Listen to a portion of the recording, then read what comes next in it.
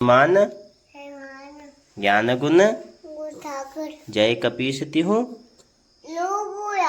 रामदूत अतुलित अंजनी पुत्र पवन सुत नामा महावीर कुमति निवार कंचन वरण कानन कुंडल हाथ बजोर कांजे मुझ शंकर सुमन तेज प्रताप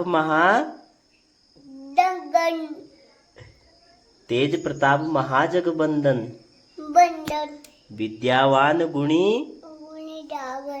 गुणी अति चातुर राम काज करिबे को आतुर।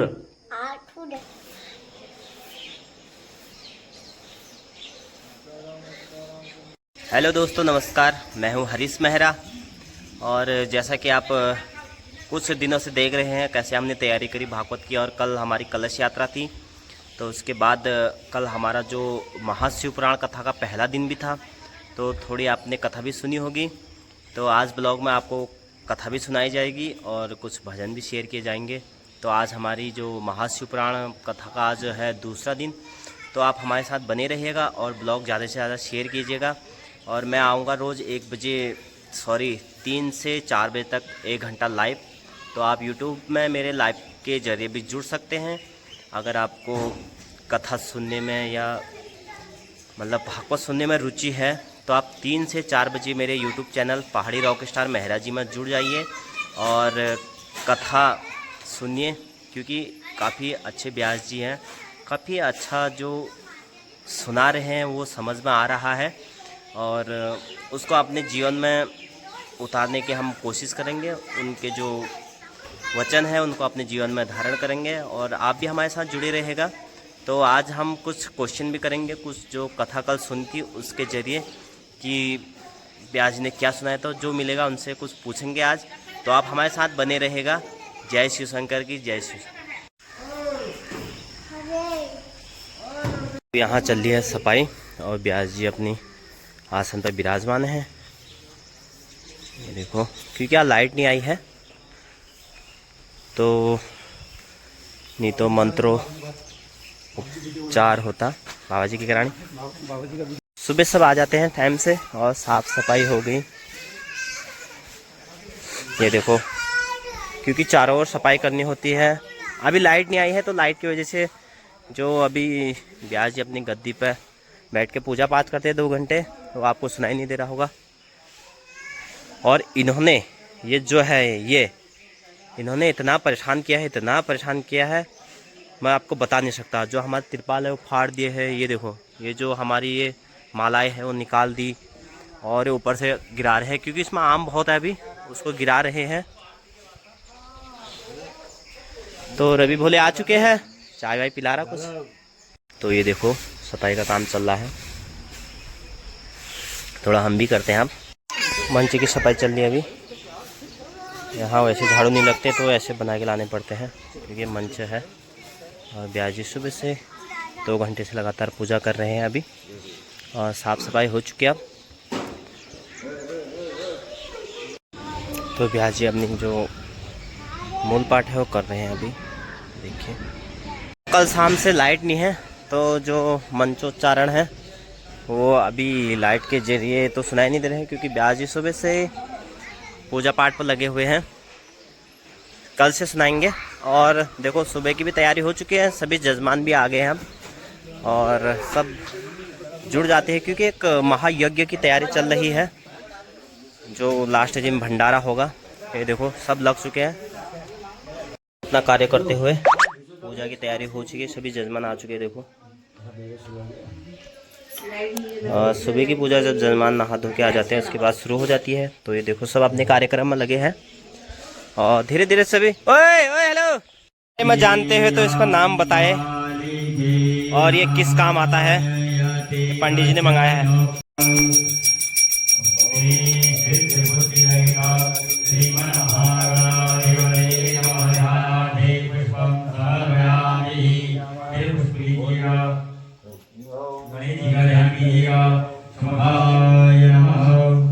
हमारे जो है वो थोड़े धीरू भाई, ये देखो उनके वहाँ नामकरण संस्कार है, उनका पुत्र हुआ है। तो अभी हम थोड़ी देर यहाँ आए हैं, तो उसके बाद जाएंगे मंदिर में। 2 बजे कथा शुरू होती है। तो प्लेट में लगा, मैं तो जाएंगे ऊपर को। प्लेट में नहीं, मतलब सीमा काम करने जा रही है, एल फोन नहीं हो रही है, एल फोन है। बधाई हो भाभी जी। तो इसका नाम पड़ा है केसे, तो आपका अगर कोई केसे नाम आता है तो आप बताइए। धन्यवाद। आज चल रहा है रुद्राभिषेक, ये देखो आज रुद्र पाठ चल रहा है।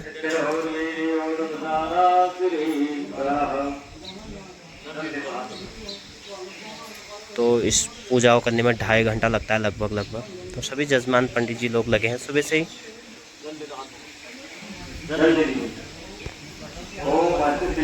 और ये देखो फलाहार की तैयारी चल रही है। एक जो होता है ना श्रद्धा का भाव, सुबह से आ जाते हैं, लगे रहते हैं अपना, कोई मोह नहीं, कोई लालच नहीं। तो ये देखो अपने अपनी एक श्रद्धा होती है, तो लगे हैं सुबह से। अब मैंने दिखाया था आपको, देखिए ब्यास जी सुबह से बैठे पूजा में हैं और लगभग 3.5 से 4 घंटा हो गया है ब्यास जी को अपनी पूजा में बैठे हुए हैं। तो 2 बजे से कथा भी हो जाएगी आज, 2:30 बजे से। और मौसम भी आज खुल चुका है, धूप आई है, अभी अच्छी खासी धूप लगी है देखो। तो काफ़ी आप भी आइएगा। और शिवार्चन की पूजा अब समाप्त हो चुकी है देखो, और सबकी पूजा हो रही है अब। ब्यास जी की, महाराज जी की एक नित्य क्रम है जो रोज़ होता है। तो उसके बाद होगा यहाँ फलाहार, व्रत वाले हैं सभी।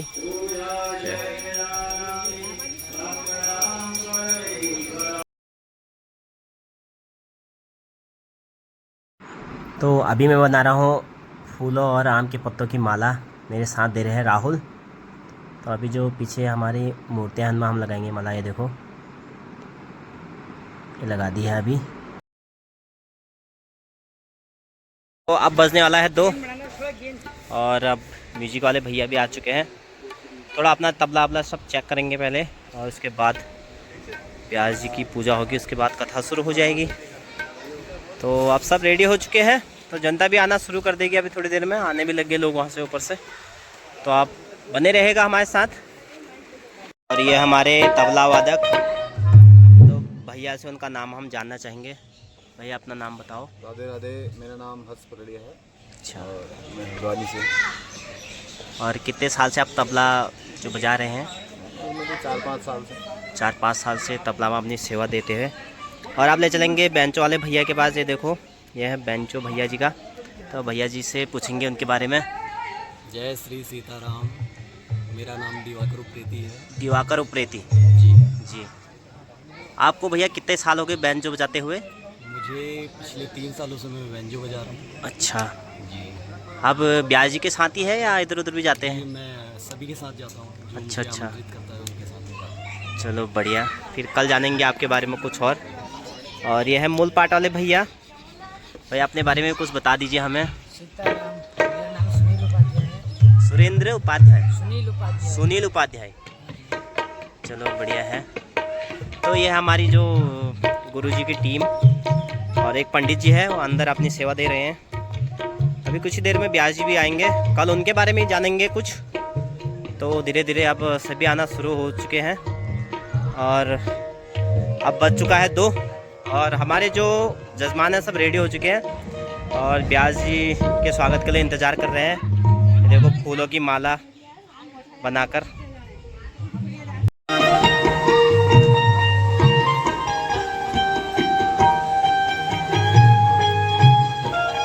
अब हमारे आ चुके हैं ब्यास जी, देखो ऐसे स्वागत किया जाता है। अभी पहनाएंगे उनको फूलों की माला।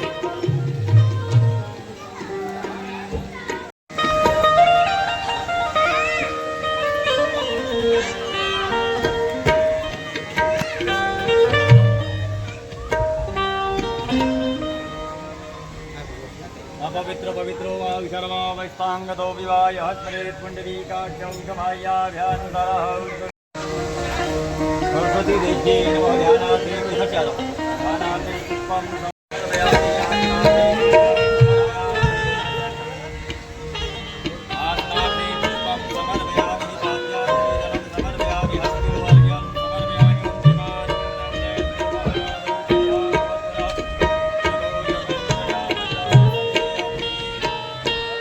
आज है हमारी कथा का दूसरा दिन, तो आप इस कथा का ज़रूर लाभ लें, क्योंकि ऐसे अवसर बार बार नहीं मिलते हैं। अभी मैं 3 से 4 बजे रोज़ लाइव रहूँगा, आप लाइव कथा सुने। जय शिव शंकर की।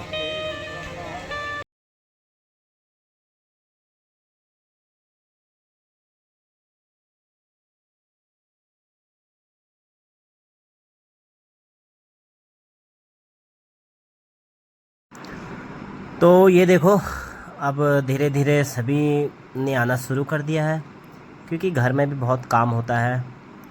सभी कुछ हुआ, गाय बच्चा, खेत, बच्चे स्कूल से भी आते हैं, उनको भी खाना वाना खिलाना होता है। तो 2-2:30 बजे से कथा शुरू होती है, और कथा में मैं ज़्यादा कुछ डालूँगा नहीं ब्लॉग में। तो आप लाइव हमेशा मेरे साथ 3 से 4:30 या 4 बजे तक जुड़े रहे। तो मैं रोज़ लाइव रहूँगा अपने यूट्यूब चैनल पे। तो आप, अगर आपको कथा सुनने का शौक़ है तो आप ज़रूर मेरे चैनल को लाइक करें और ज़रूर सुनें।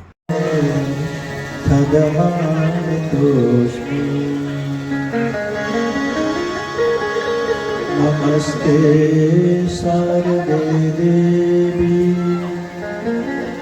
काश्मीरपुरवासिनी त्वामहं प्रार्थये नित्यं विद्यादानं तु देहि मे। गणनाथ सरस्वती रविशुक्लबृहस्पति पंचैतांसं समरे नित्यं वेदवारिणीं प्रवर्तये। गुरुर्ब्रह्मा गुरुर्विष्णु गुरुर्देवो महेश्वर गुरुः साक्षात् परब्रह्म तस्मै श्री गुरवे नमः। मनोजवं मारुततुल्यवेगम् जितेन्द्रियं महाराज के शीश बने गौरानंदन श्री गणेश कहे गौरानंद। देश काल आचरण सदाचरण इत्यादि का बड़ा विस्तार से वर्णन है, और उसमें एक महत्व है देश और स्थान को महत्व दिया है कि किस स्थान में बैठ करके हम सत्संग का लाभ लें। पहले तो घर में करना ही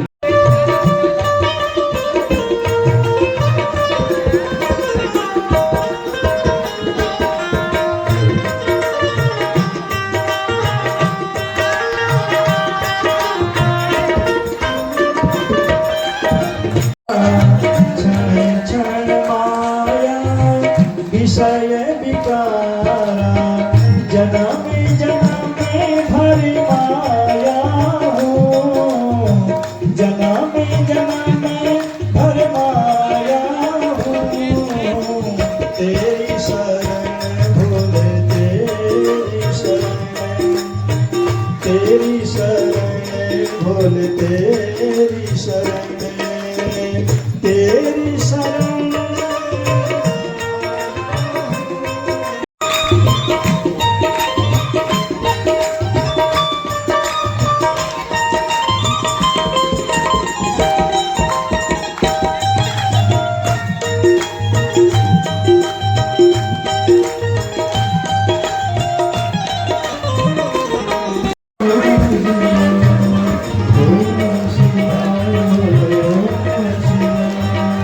ओम नमः शिवाय, ओम नमः शिवाय, ओम नमः शिवाय, ओम नमः शिवाय,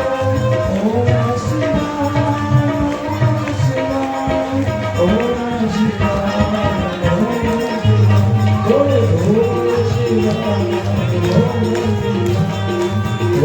महादेव की। मैं आप सभी लोगों का बहुत बहुत आभार व्यक्त करता हूं कि आप लोगों ने मुझे इस बार भारी मतों से विजय बनाकर जिला पंचायत सदस्य 10 चापड़ से विजय बनाया है। मैं आप लोगों को वचन देता हूं कि मैं भी आप लोगों के साथ इसी तरह दिन रात सेवा करके इस क्षेत्र का एक नया जो है इतिहास रचेंगे। युवा शक्ति को आपने इस बार जिला पंचायत सदस्य बनाया है। इसी तरह मैं आप लोगों को भरोसा देता हूं कि आने वाले 5 सालों में आप लोगों के साथ तन मन धन से आप लोगों की सेवा करूंगा और जो भी काम मेरे जिला पंचायत स्तर से होंगे मैं उसको अपना पूरी ताकत के साथ करूंगा। बहुत बहुत धन्यवाद। कारण पूछा, शर्मा नहीं आती, ससुर जी के सामने इस प्रकार हंस रही, उनकी बातों की खिल्ली उड़ा रही है। द्रौपदी कहती थी, स्वामी मेरा उद्देश्य ये नहीं था, लेकिन मुझे ये सुनकर के हंसी आ रही, जो ऐसे धर्म की बात कर रहे हैं, उस समय इनका धर्म कहाँ था जिस समय में दुष्टों के मध्य में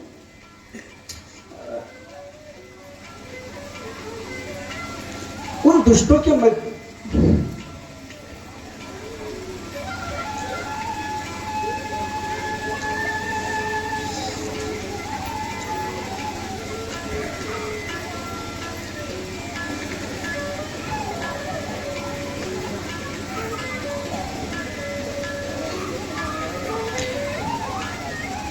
तो ये इस प्रकार धर्म की बात करते हैं।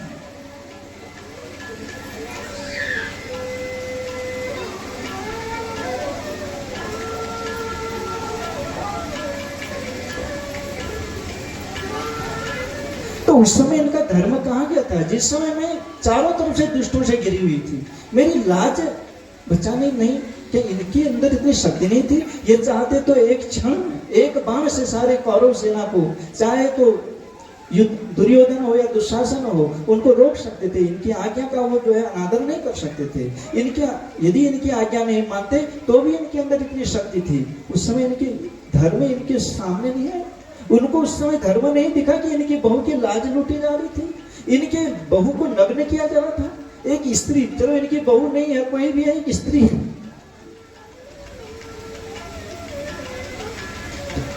और वो कोई भी साथ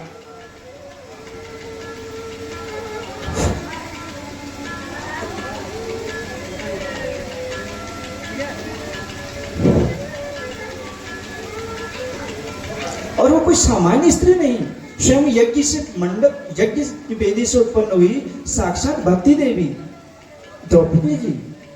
उनकी लाज उस समय नग्न निर्वस्त्र किया जा रहा था। क्या उस समय इनको धर्म की याद नहीं आई? इसलिए मुझे हंसी आ रही है कि जो इतने धर्म की व्याख्या कर रहे हैं, ऐसी बातें बोल रहे हैं, नारी धर्म है, पति धर्म है, स्त्री धर्म है, और बड़े बड़े यज्ञ अनुष्ठानों के विषय में कह रहे थे, तब इनका धर्म कहाँ गया था?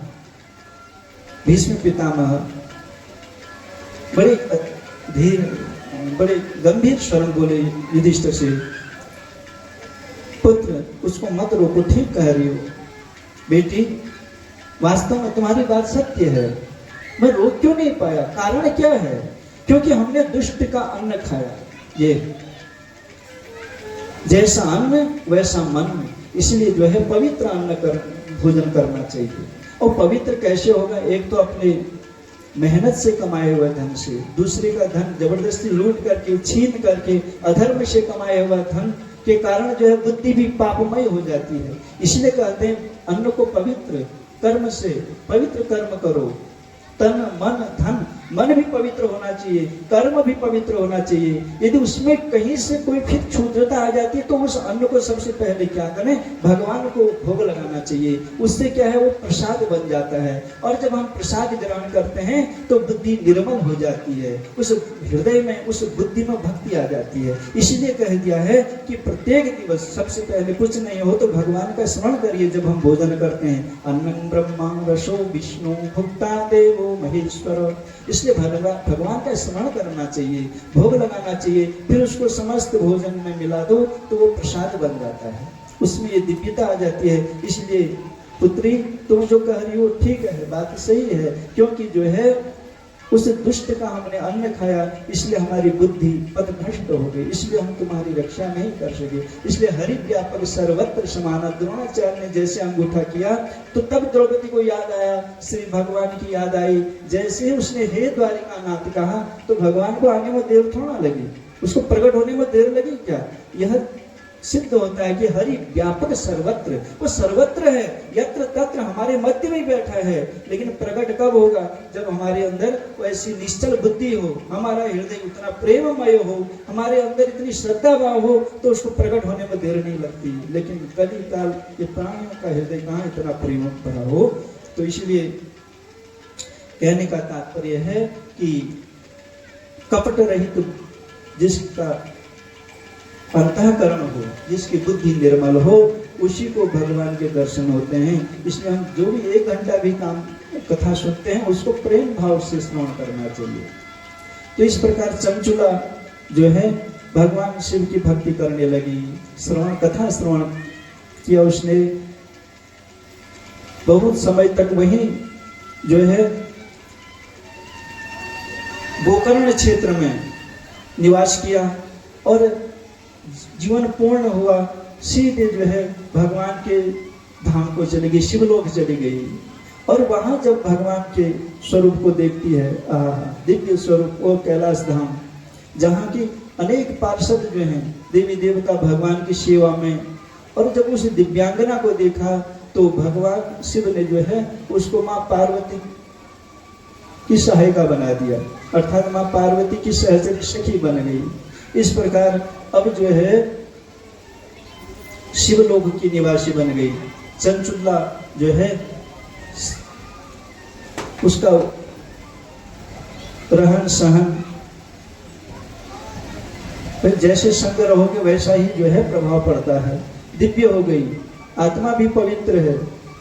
एक दिन उसको जो है अपने पति की याद आ गई, तो माता पार्वती की प्रार्थना, माता पार्वती जो है भगवान भोलेनाथ की सेवा में लगी हुई थी। और तो प्रातः काल ही इसने जो है माँ पार्वती की आराधना की, हे गिरिजा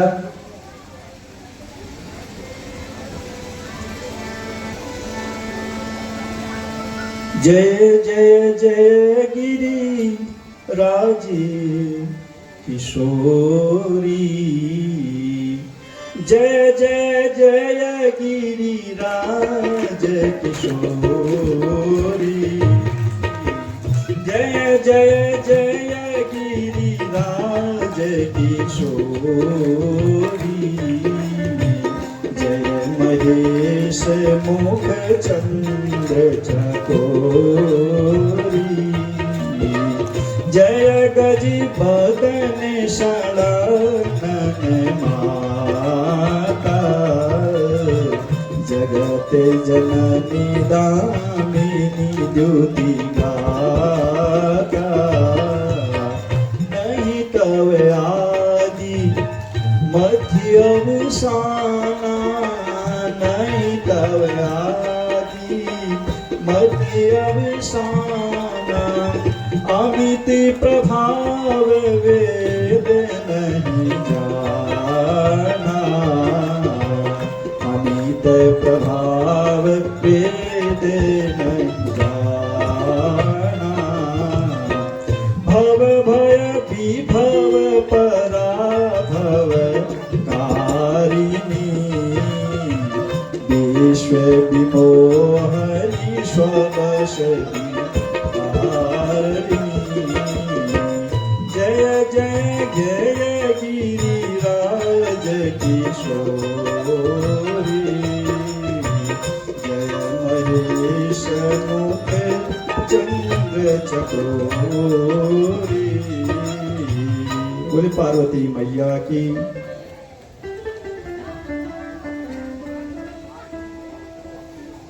तो इस प्रकार से जो है जब चंचुला ने मां पार्वती की प्रार्थना की, हे मां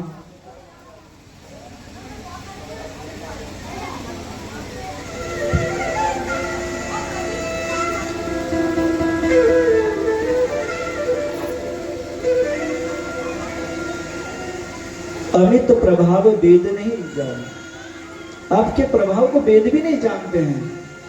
आप वो पराशक्ति हैं, आप सब कुछ करने में समर्थ हैं। चंचुला, तुम्हारी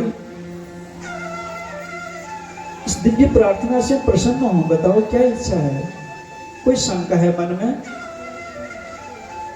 आप बहुत चिंतित दिखाई दे रही हो, क्या कारण है?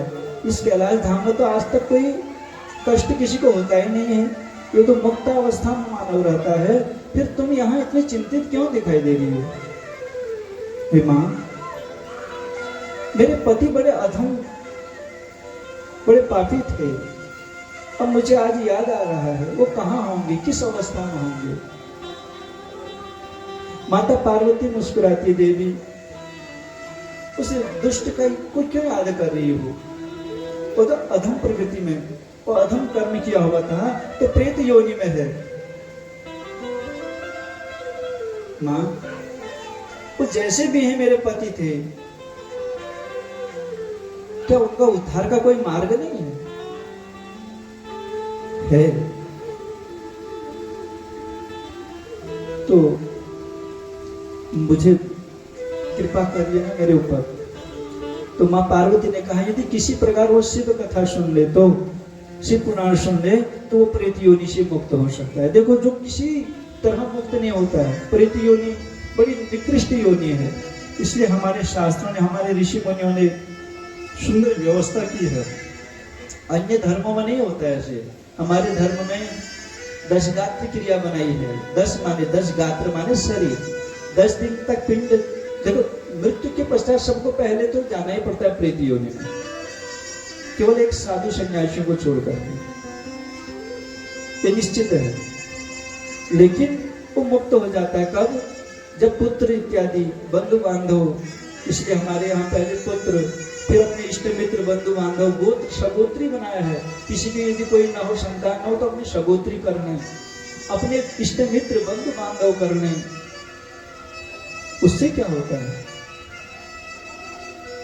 क्या होता है कि एक सूक्ष्म शरीर मिल जाता है, और जो प्रेत योनि में पड़ा मानव है उस शरीर में चले जाता है।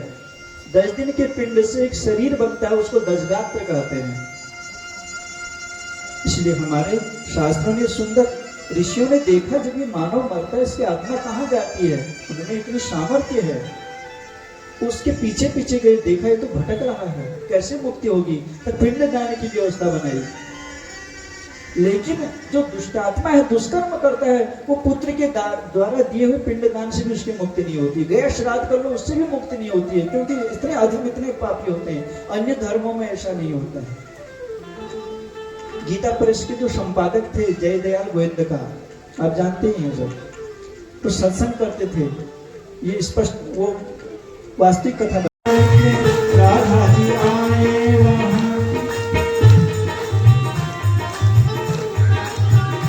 राधा जी आए संगे कान्हा को लाए, राधा जी आए संगे कान्हा को लाए, गौर सुंदर दीवाना दे, वहाँ सखियों का मन भी मगन हो गया, वहाँ सखियों का मन भी मगन हो गया, सारा कैलाश पर्वत मगन हो गया। ऐसा डमरू बजाया, ऐसा डमरू बजाया शिवनाथ ने, सारा कैलाश पर्वत मगन हो गया। जो सामान्य देवता है, इनकी भी एक अवस्था होती है। इंद्र आदि देवता, ये भी एक स्वर्ग इत्यादि, ये भी क्षीण होते हैं। लेकिन भोलेनाथ वो ब्रह्म है, वो अजर है, अमर है, वो मृत्यु को प्राप्त, वो स्वयं काल है, इसलिए निराकार है। ये जो लिंग स्वरूप है, प्रतीक है, ये किसका? निर्गुण ब्रह्म का। लोग इसका कुछ अन्य अर्थ ले लेते हैं। वास्तव में ये ब्रह्म और प्रकृति, उसमें जो जलधारा बहती है वो शक्ति का प्रतीक है, माँ पार्वती का प्रतीक है, प्रकृति का प्रतीक है। ये ब्रह्म निर्गुण ब्रह्म है। इस ब्रह्मांड को जब कहने का तात्पर्य, जैसा हमारे अंतःकरण में जो आत्मा है वो इसी तरह है। वो परमात्मा भी इसी तरह हो। वो निर्गुण ब्रह्म था, लेकिन उसने लीला रचने के लिए अपने आप को ही जो है इस संसार में सगुण रूप में प्रकट किया। इसलिए वो सक्षम है कर तुम, अगर तुम हर रूप में सक्षम है भगवान भोलेनाथ, इसलिए उनका लिंग पूजन भी होता है। उसमें शक्ति और शिव दोनों की पूजा हो जाती है, नहीं तो फिर अलग अलग पूजा करनी पड़ेगी, देवी की अलग शिव की अलग, वैसे भी पूजा हो जाती है। लेकिन शिवलिंग में जल इत्यादि चढ़ाने से माता पार्वती और अर्थात प्रकृति और ब्रह्म दोनों की पूजा हो जाती है। दोनों की ही पूजा होती है लिंग के रूप में। एक जो है शालिग्राम भगवान विष्णु की, वो भी ब्रह्म स्वरूप है, और दूसरे ब्रह्मा जी कमल पर बैठे हुए थे।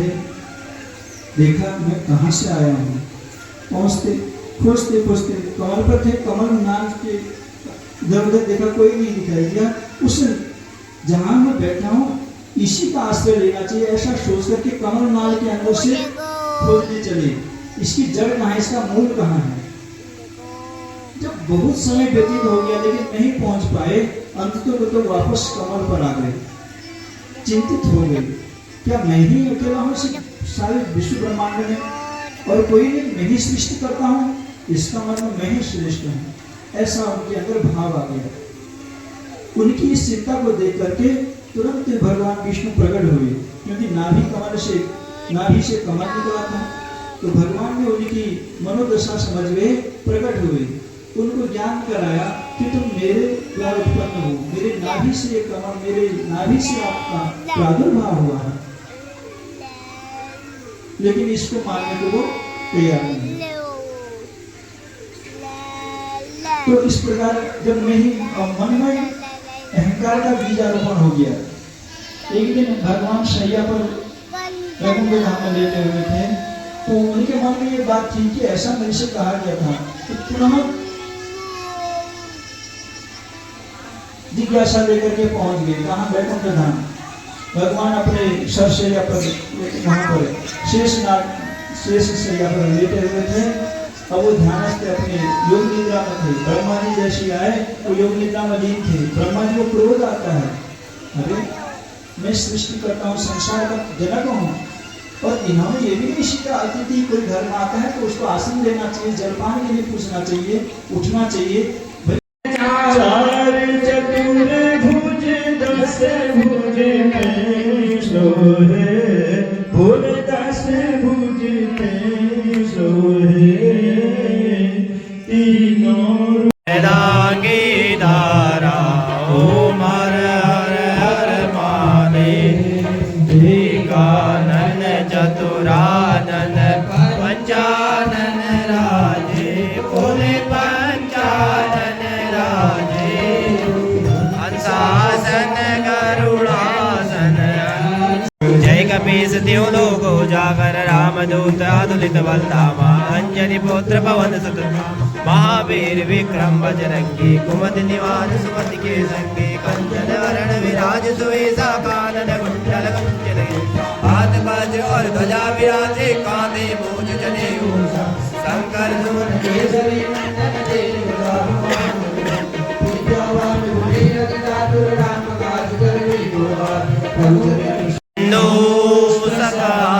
त्वमेव त्वमेव विद्या द्रविड़ा, त्वमेव त्वमेव सर्वं मम। करपूरगौरं करुणावतारं, संसारसारं भुजगेन्द्रहारं, सदा वसन्तं हृदयारविन्दे, भवं भवामि सहितं नमामि भवन्। तो आरती के बाद हमारी सभी माताएं बहनें में देखो भक्ति में डूब जाते हैं और कुछ नृत्य करते हैं इस टाइप से, देखो क्योंकि काफ़ी आनंद आता है ऐसे भागवत में। तो आपको ले चलते हैं आप रात्रि की ओर। रात्रि में क्या क्या होता है आप सब देख लीजिए। शाम को जितने भी जजमान होते हैं देखो ऐसे आरती करते हैं, और फिर रात्रि का भोजन यही होता है। ये देखो क्योंकि इनका व्रत रहता है विधि विधान से व्यास भी अपने व्यास गद्दी में बैठकर ऐसे आरती करते हैं। देखो यह रात्रि का समय।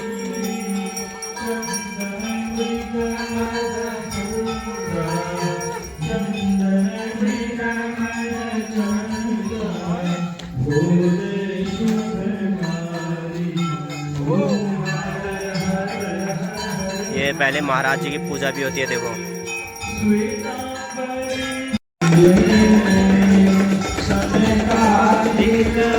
ब्रह्मादिक दिक ब्रह्मादिक भूतादिक।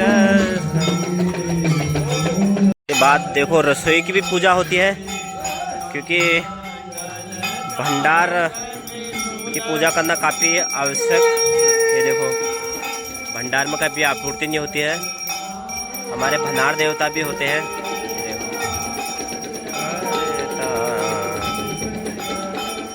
11 दिन तक यही जो 4 भोले लगे हैं, 11 दिन तक यही खाना बनाएंगे। इसके अंदर और कोई प्रवेश नहीं कर सकता। तो रात्रि का भोजन तैयार करते हुए शंकर भोले, रवि भोले, गणेश भोले और भरतदा भोले तो अपनी पूरी सेवा देंगे 11 दिन तक।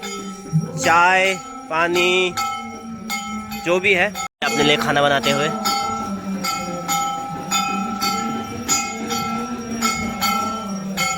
क्योंकि जो व्यास जी लोग हैं, पंडित लोग हैं, ऐसे ठाकुरों के हाथ से खाते नहीं हैं, तो अपने लिए खाना बनाने वाले भी लाए हैं। हर साल ऐसे होता है। और ये देखो आप करत भैरो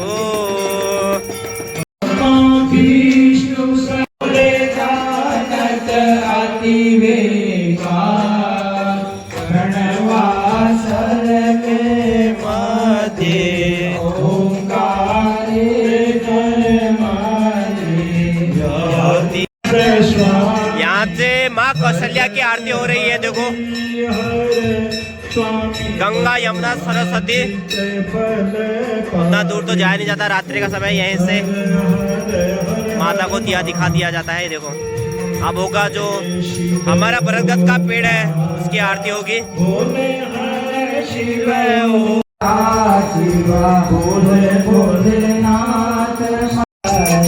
ओ भोले पीवे गंगा प्याला, ओ भोले पार्वती का प्याला। गंगा भोलेनाथ महाशिव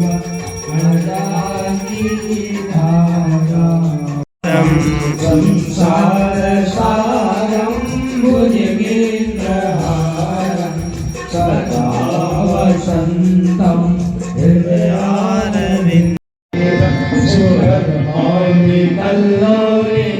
चारु गंगा लसर बाल बाले तो कंठे भुजंगा चलत कुंडलम भूसुनेत्रम विशालम प्रसन्नाननं नीलकंठं दयालुं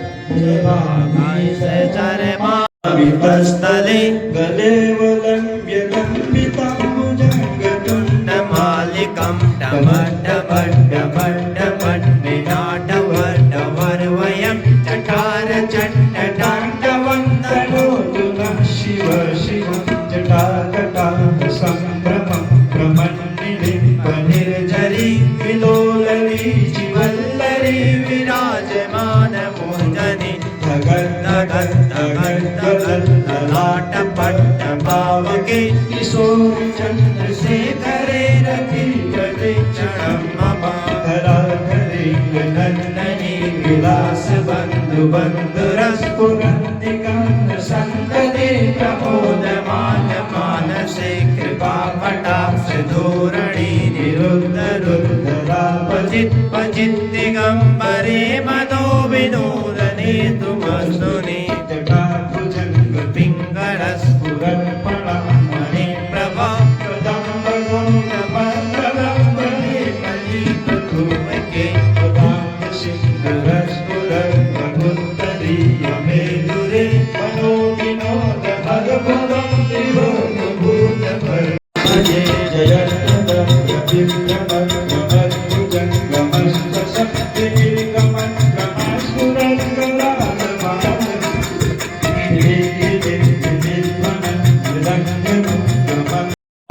रात्रि का देखो प्रसादी के रूप में भोजन, और पहले जजमाना हुआ खिलाया जाता है क्योंकि सुबह से फास्ट होता है। और इधर से नन्हे मुन्ने बच्चे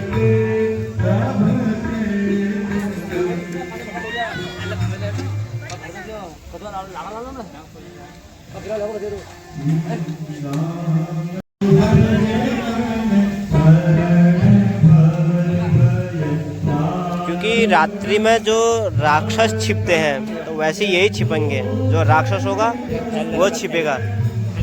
और ये देखो लालू घर के लिए थैली भी लाया। अरे भंडारा है यार, घर के लिए भी थोड़ी ना है यार। देखो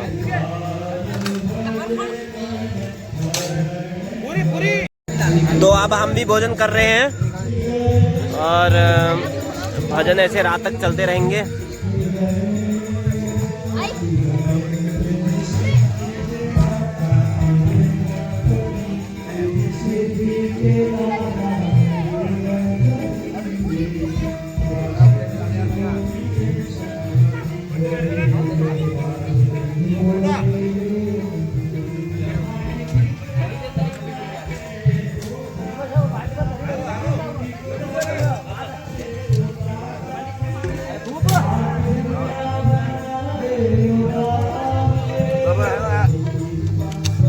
तरी डालो, तरी तरी भरत तरी। दोस्तों मिलते हैं आपको कल तीसरे दिन की कथा में। तो आप जरूर मेरे साथ लाइव जुड़े रहिए क्योंकि मैं पूरे ब्लॉग में डाल नहीं सकता, काफ़ी लंबा हो जाएगा। तो आप लाइव के माध्यम से कथा सुने और ब्लॉग के माध्यम से ब्लॉग देखें। धन्यवाद आप सभी का। भोलेनाथ का सबका भला करें। जय श्री